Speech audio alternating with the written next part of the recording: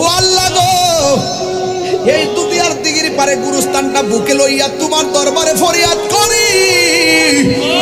এই গুরুস্থানে অনেকের দাদা শুয়ে রইছে, এই গুরুস্থানে অনেকের দাদি শুয়ে রইছে, এই গুরুস্থানে অনেকের নানা শুয়ে রইছে, এই গুরুস্থানে অনেকের মা বাপ শুয়ে রইছে।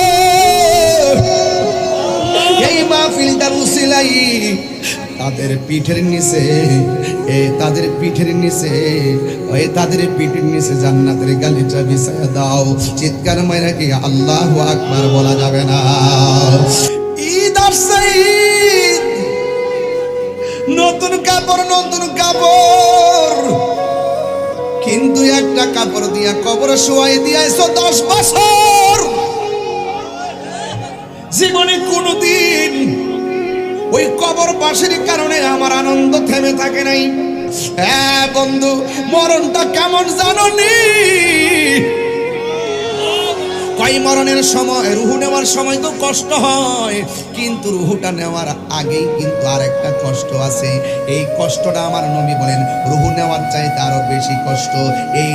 এই কষ্টের নাম হলো সাকরাতুল মাউত। মরণের আগে একটা মরণ যন্ত্রণা, মরণের আগে একটা মরণ কামড়।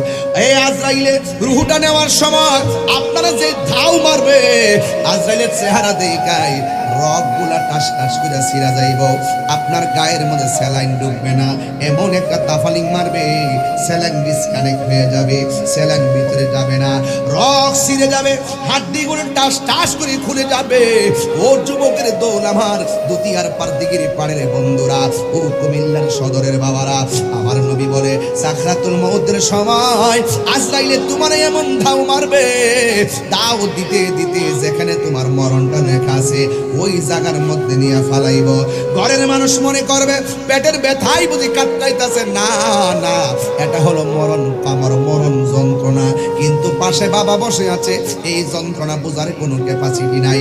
হসপিটালে ঢুকাইছে, মৃত্যুর সময় যেই সাকরাতুল মাউতে হাড্ডিগুলা খুলে যায়, এটা ধরার মতো কোনো এক্সট্রা মেশিন আবিষ্কার হয় নাই। কথা বলেন ঠিক কিনা? এ যুবক, আপনাকে আমাকে যখন সাকরাতুল মাউতের ঘাটে যাওয়া লাগবে, ওই মুহূর্তে আমার নবী, আপনার নবী বলে ওই আজরাইলের ধাও খাইতে খাইতে সবগুলা মানুষ গলাটা একদম শুকায়া যাবে। এটার নাম হলো সাকরাতুল মাউত। রক্তগুলা পানি হয়ে যাবে, এটার নাম হলো সাকরাতুল মাউত। শরীর থেকে রক্তগুলা ছিঁড়ে যাবে, এটার নাম সাকরাতুল মাউত। হাড্ডিগুলো টাস টাস করে খুলে যাবে, এটার নাম সাকরাতুল মাউত। আমার নবী বলে ওই মুহূর্তে মানুষ এমন গলাটা শুকায়া যাবে, ওই গলাটা শুকায়া যাওয়ার পর তার এমন একটা তৃষ্ণা লাগবে, দুনিয়ার পানি কেন 7 সমুদ্র 13 নদীর পানি যদি মুখের মধ্যে ঢালিয়া দেয়, এরপরও তার পানি তৃষ্ণা মিটবে না। এমন একটা মরণ যন্ত্রণা। সারা জীবন লোকটা কালো, মরার পরে নুরানি নুরানির বাপ, সারা জীবন চেহারাটা কালো।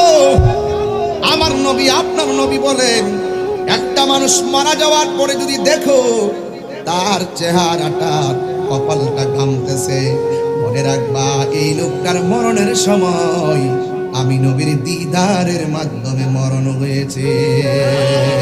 দেখা দাও রাসূলুল্লাহ, তুমি কাঁদে